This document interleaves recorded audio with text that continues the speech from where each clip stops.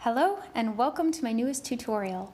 My name is Kristen and I would love to share with you an easy and delicious recipe for einkorn crackers with toasted wheat germ and turmeric. The recipe is adapted from the one over at King Arthur flour, and I'll post the link to the original recipe below. To make these crackers, we can take advantage of any extra sourdough discard you might have lying around. If you want to learn how to make a sourdough starter from scratch, or if you want to learn more about my daily feed schedule, please see these tutorials I have up here on YouTube.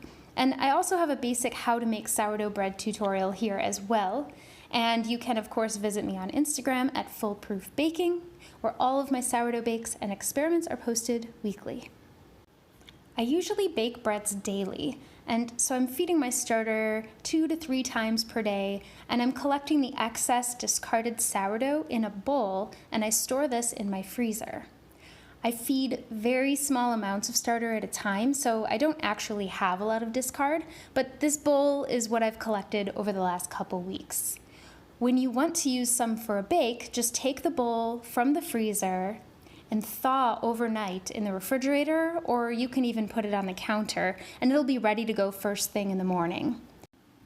I just want to add a quick note. Whatever you're using your discard in will take on some of the flavor of this sourdough culture, so just double check that it smells all right before you choose to use it. So here's how it's done. I've got here in this small bowl my einkorn flour. It's actually a mix of 50-50 whole grain and all-purpose. I've toasted some wheat germ. The toasting gives the germ deeper flavor and color. We'll add that in there. And I've also got my turmeric, sugar, and sea salt. So we'll go ahead and get all of these into the bowl with the flour and the wheat germ, and we'll begin whisking to combine.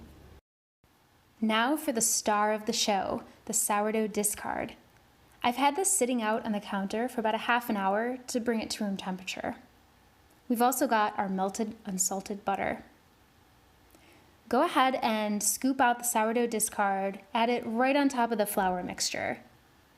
Honestly, I probably should have used a larger bowl here, but no worries. Also, go ahead and pour the butter right on top. Let's begin to bring the dough together in the bowl using a bowl scraper. Just cut down to the bottom of the bowl with the scraper and then rotate around the bowl. Keep going until the wet ingredients more fully begin to hydrate the flour mix. Keep cutting and folding the dough until it shows signs of coming together. After a minute or so, you'll want to turn the dough out onto the counter. There are still some scrappy bits here, that's okay. Grab a bench knife and begin folding and cutting the dough, stacking the bits on top of each other and kind of pressing the parts together. The bench knife is optional, but it really does help keep the dough from making a big mess. Once all the flour is well hydrated, you can begin kneading the dough directly on the countertop. I like to fold the top of the dough down onto itself and then press out the dough, tucking the dough into the center of the mass. You can rotate the dough a half turn and repeat the fold and tuck technique. The dough might be sticky at first, but just continue kneading. The dough will become a smooth, relatively stiff ball of dough, about 2 or 3 minutes.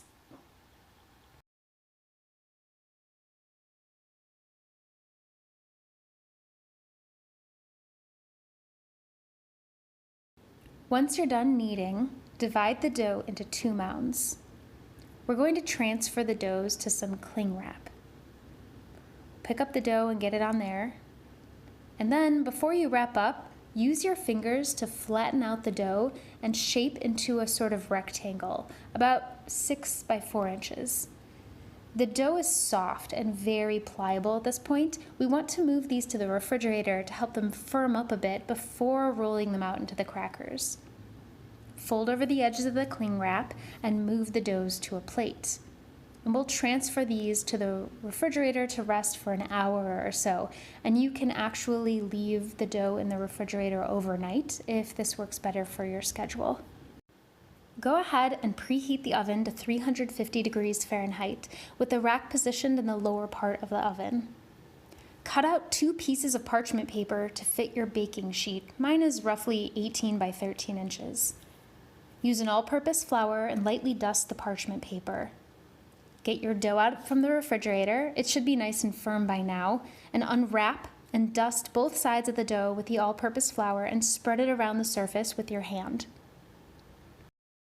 Lay the dough down in the center of the parchment cutout, and you'll also want to flour your rolling pin.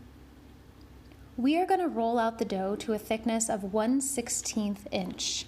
To make the process easier, I use pastry spacers to ensure the thickness is even, but you can definitely just eyeball the dough as you go.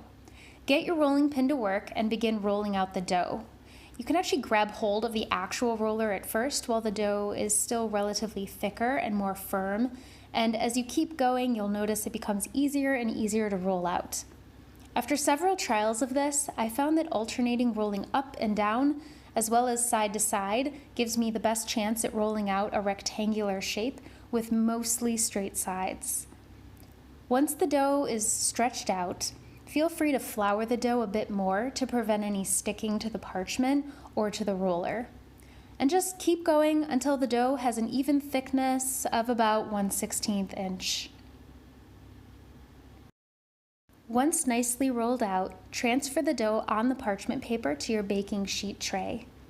Then, go ahead and use a pastry brush to brush on a thin layer of extra virgin olive oil all across the top of the dough. This will help to make the kosher salt stick. I use coarse kosher salt, but be careful not to overdo it. Remember, there is salt in the dough as well. Then you move on to cutting the crackers. I'm using a pastry roller wheel that gives a more decorative edge, and I've trimmed the sides to make them straight, but you definitely don't have to do this, it's just a matter of preference. The pastry cutter is great, but you can cut the crackers using a pizza cutter or even just a knife. And cut to your preferred dimensions.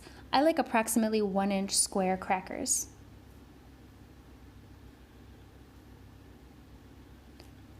Next, to limit the dough from puffing up during the bake, it's a good idea to poke each square using a fork.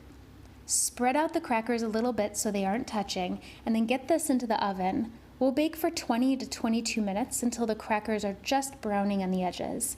You'll want to repeat this process with the second dough. You can move the crackers on the parchment to a cooling rack after baking. I like to spread them out so they do not steam. All there is to do now is to start snacking. These crackers are just the best. They're nutty and sweet from the einkorn flour and toasted wheat germ. They're aromatic from the warm turmeric. They're salty and crispy, nutritious and delicious all at once. They don't tend to last long, but you can store these up to a week in an airtight container. Thank you so much for watching. I hope you give this one a try, and let me know how you like them in the comments below. If you enjoyed this video, please don't forget to subscribe and check out my other tutorials here on YouTube. And if you want to further help support my channel, visit the link in the description below to access print-friendly supplemental PDFs and method guides to making your own sourdough starter, sourdough breads, and more sourdough discard recipes.